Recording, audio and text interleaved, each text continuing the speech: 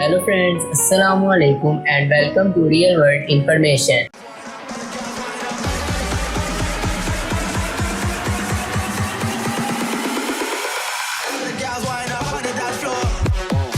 दोस्तों WWE या world wrestling entertainment दुनिया भर में बेहद मकबूल है। अब में से ज्यादातर लोग कभी ना कभी WWE जरूर देख चुके होंगे। इस वीडियो में मैं आपको WWE के मुतालिक वो सब बातें बताऊंगा तो शायद आप में से बहुत से लोगों को नहीं पता होंगी। इस वीडियो के आखिर में मैं आपको WWE की हकीकत भी बताऊंगा जो शायद बहुत से लोगों को नहीं पता होगी कि ये असली रेसलिंग है या फिर फेक। फ्रेंड्स, WWE की शुरुआत कैसे हुई? इस वक्त के WWE के मालिक स्मैकडाउन के दादा का नाम ब्रॉडेट जीन्स मैकनोन था। इसको जस्ट मैकनोन भी कहा जाता था। ये बॉक्सिंग के मैचेस करवाता था। इसी ने WWE की बुनियाद रखी। WWE को अपने शुरुआती दिनों में PWC यानी कैपिटल रेसलिंग कॉर्पोरेशन कहा जाता था। मैं उस दौर की ज्यादा बात नहीं करूंगा और सीधा आपको 1980 यानी 1980 में ले जाऊंगा, जब जेस मैकनोन का बेटा यानी विंस मैकनोन का बाप प्रिंस जे मैकनोन CWC को चला रहा था और इसके बेटे और इस वक्त WWE के मालिक विंस मैकनोन ने अपने ही बाप से इस कंपनी को खरीद लिया। इसका नाम तब्दील करके WWF यानी वर्ल्ड रेसलिंग फेडरेशन रख दिया।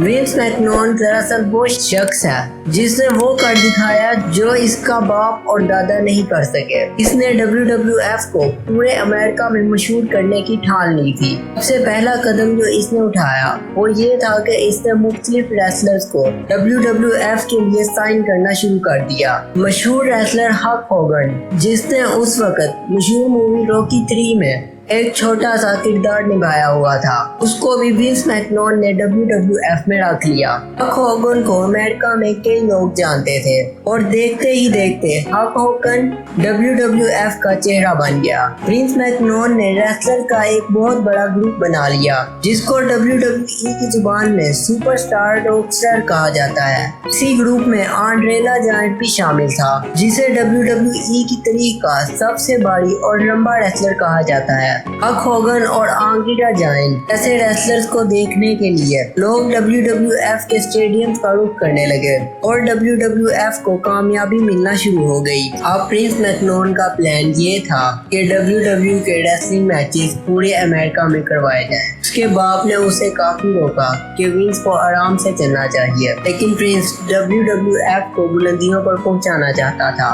अमेरिका के बाकी शहरों का टूर करने के लिए विंस को काफी पैसों की जरूरत थी और ये एक बहुत बड़ा रिस्क था। काम होने की सूरत में विंस मैकनोन का सब कुछ खत्म हो सकता था, लेकिन विंस ने ये रिस्क उठा लिया और WWF ने पहली दफा अमेरिका के कई शहरों में परफॉर्म किया। 1985 यानी 1985 में विंस मैकनोन ने रेसलमेनिया भी मुतारफ करवाया।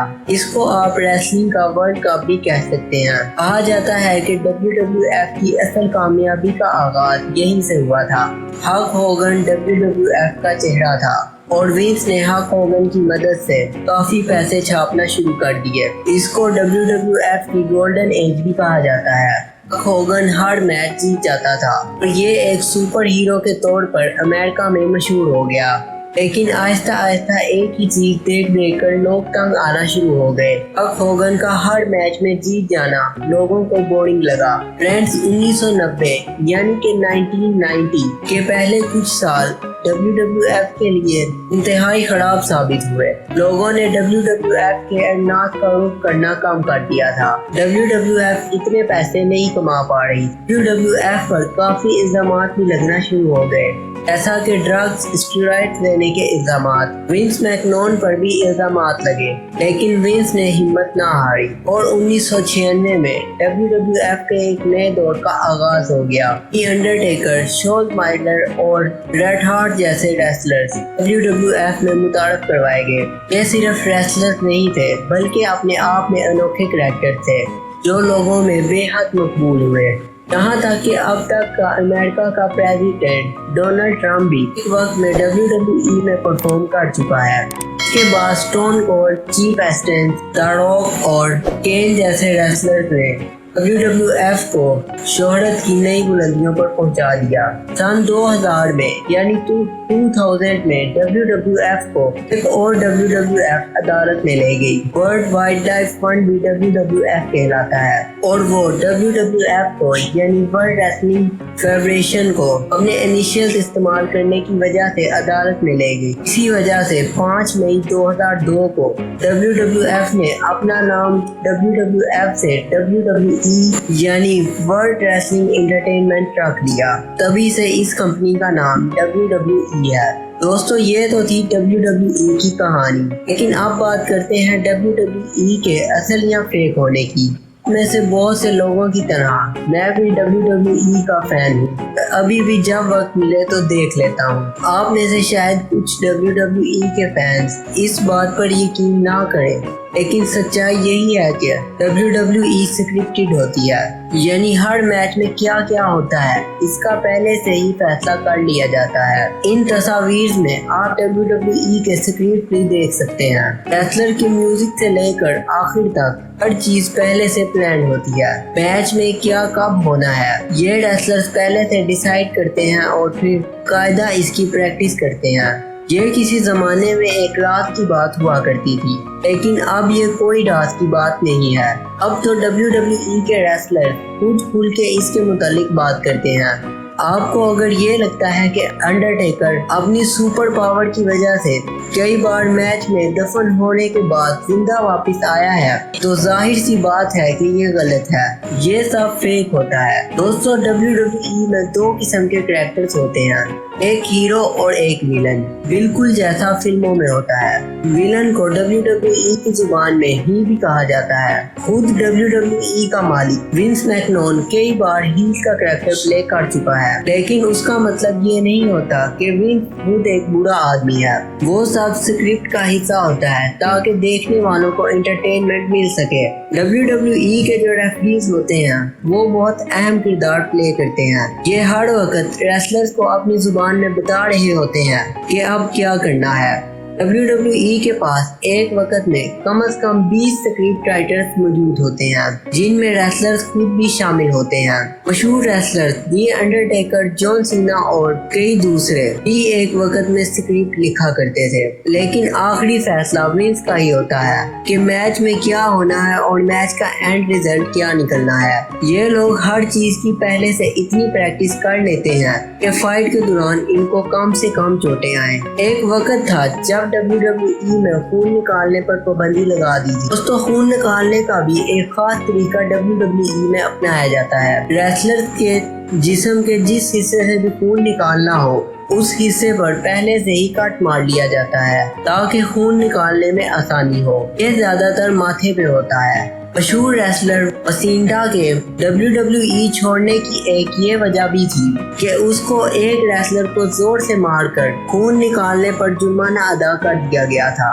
ये स्क्रिप्ट का हिस्सा नहीं था। इंस्टा ने अपने इंटरव्यू में कहा कि अब WWE बच्चों के लिए बना दी गई है। स्टील की चेयर्स जो रेसलर एक दूसरे को मारते हैं वो दरअसल इंतहाई हल्के मटेरियल्स की बनी होती हैं ताकि उसको मारकर कम से कम नुकसान हो। जो WWE का रिंग होता है उसके नीचे एक खास किस्म का गत्ता लगाया जाता है ताकि जब रेसलर उस पर गिरे तो उनको कम से कम तकलीफ हो। लेकिन दोस्त इसका ये मतलब हरगिज नहीं है कि रेसलर्स को चोटें नहीं आती। बेहद ऊंचाई से कूदना, अपने जिस्म पर इतनी ज़रबें खाना और ऐसी कई और चीजें सब असली होती हैं। ये काम आसान नहीं है। कई रेसलर्स खतरनाक इंजरी से दो चार हो चुके हैं। कुछ रेसलर्स का तो कैरियर इंजरीज की वजह से खत्म हो चुका है। ये एक बहुत ही रिस्की काम है जो काफी प्रैक्टिस के बाद किया जाता है और एक छोटी सी गलती बेहद खतरनाक साबित हो सकती है। दोस्तों ऐसा बहुत ही कम बार हुआ है